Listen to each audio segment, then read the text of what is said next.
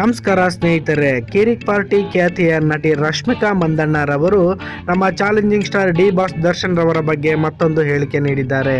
ಆ ಹೇಳಿಕೆ ಏನು ಅನ್ನುವುದರ ಬಗ್ಗೆ ಸಂಪೂರ್ಣ ವಿವರ ನೀಡ್ತೀನಿ.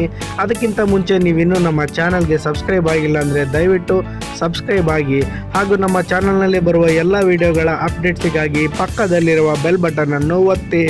ಒಂದು ಮುಂಜಾನೆ ಹಾಡು ಯೂಟ್ಯೂಬ್ನಲ್ಲಿ ಬಿಡುಗಡೆಯಾಗಿ ಯಶಸ್ವಿಯಾಗುತ್ತಿದ್ದಂತೆ ನಟಿ ರಶ್ಮಿಕಾ ಮಂದಣ್ಣರವರು ನಮ್ಮ ಡಿ ಬಾಸ್ ಬಗ್ಗೆ ಒಂದು ಹೇಳಿಕೆಯನ್ನು ನೀಡಿದ್ದಾರೆ. ಅದಕ್ಕಿಂತ ಮುಂಚೆ ನಟಿ ರಶ್ಮಿಕಾ ಮಂದಣ್ಣ ಅಭಿಮಾನಿಗಳಿಗೆ ಈಗ ಸಂಭ್ರಮವೋ ಸಂಭ್ರಮ. ಅಷ್ಟೇ ಅಲ್ಲ, ಸ್ವತಃ ರಶ್ಮಿಕಾ ಕೂಡ ಖುಷಿಯ ಅಲೆಯಲ್ಲಿ ತೇಲುತ್ತಿದ್ದಾರೆ. ಅದಕ್ಕೆ ಕಾರಣ ಏನಪ್ಪ ಅಂತಂದ್ರೆ ಯಜಮಾನ ಚಿತ್ರದ ಒಂದು ಮುಂಜಾನೆ ಹಾಡು ಶನಿವಾರ ಅಂದರೆ ಜನವರಿ 19ರಂದು ಬಿಡುಗಡೆಯಾದ ಈ ಗೀತೆ ಯೂಟ್ಯೂಬ್ನಲ್ಲಿ ಲಕ್ಷಾಂತರ ಬಾರಿ ವೀಕ್ಷಣೆ ಕಂಡಿದೆ.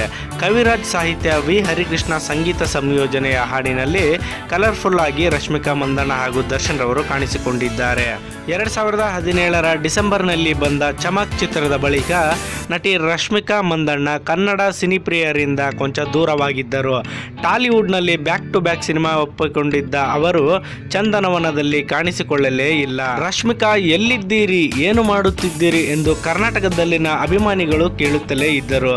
ನಾನು ಎಲ್ಲೂ ಹೋಗಿಲ್ಲ, ಇಲ್ಲೇ ಇದ್ದೇನೆ ಎಂದು ಬಾಯಿ ಮಾತಿನಲ್ಲಿ ಹೇಳುತ್ತಿದ್ದೆ. ಆದರೆ ಈಗ ಒಂದು ಹಾಡಿನ ಸಮೇತ ಬಂದು ಅಭಿಮಾನಿಗಳ ಪ್ರಶ್ನೆಗೆ ಉತ್ತರಿಸುತ್ತಿದ್ದೇನೆ ಎನ್ನುತ್ತಾರೆ ನಟಿ ರಶ್ಮಿಕಾ ಮಂದಣ್ಣರವರು. ಯಜಮಾನ ಚಿತ್ರತಂಡದಿಂದ ಈಗಾಗಲೇ ಹಲವಾರು ಪೋಸ್ಟರ್ಗಳು ಬಿಡುಗಡೆಯಾಗಿದ್ದು ಯಾವುದೇ ಪೋಸ್ಟರ್ನಲ್ಲಿ ರಶ್ಮಿಕಾ ರವರು ಕಾಣಿಸಿಕೊಂಡಿರಲಿಲ್ಲ.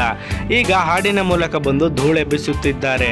ಅಂದಹಾಗೆ ಈ ಹಾಡಿನ ಶೂಟಿಂಗ್ ನಡೆದಿದ್ದು ಸ್ವೀಡನ್ನಲ್ಲಿ. ಅದಕ್ಕೂ ಕೆಲವು ದಿನಗಳ ಮುನ್ನ ರಸ್ತೆ ಅಪಘಾತದಲ್ಲಿ ದರ್ಶನ್ ಸರ್ ಕೈಗೆ ಪೆಟ್ಟಾಗಿತ್ತು.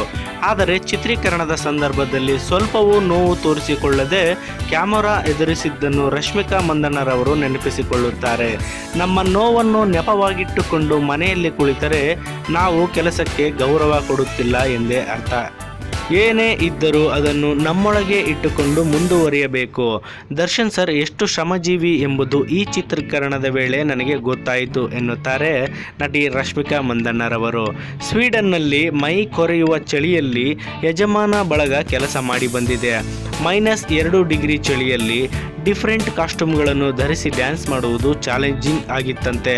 ಕಷ್ಟ ಆಗಲಿಲ್ಲವೇ ಎಂದು ಕೇಳಿದರೆ, ತೆರೆ ಮೇಲೆ ಚೆನ್ನಾಗಿ ಕಾಣಿಸಬೇಕು ಎಂದರೆ ಕಷ್ಟಪಡಲೇಬೇಕಿತ್ತು, ಅದಕ್ಕೆ ಈಗ ಪ್ರತಿಫಲ ಸಿಗುತ್ತಿದೆ ಎಂದು ರಶ್ಮಿಕಾ ಮಂದಣ್ಣನವರು ನಗು ಚೆಲ್ಲುತ್ತಾರೆ.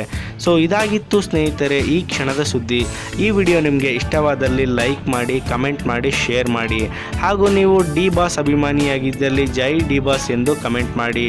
ಮತ್ತು ನೀವು ರಶ್ಮಿಕಾ ಮಂದಣ್ಣರವರ ಅಭಿಮಾನಿಯಾಗಿದ್ದಲ್ಲಿ ಜೈ ರಶ್ಮಿಕಾ ಎಂದು ಕಮೆಂಟ್ ಮಾಡುವುದನ್ನು ಮರೆಯಲೇಬೇಡಿ. ಧನ್ಯವಾದಗಳು ಸ್ನೇಹಿತರೆ.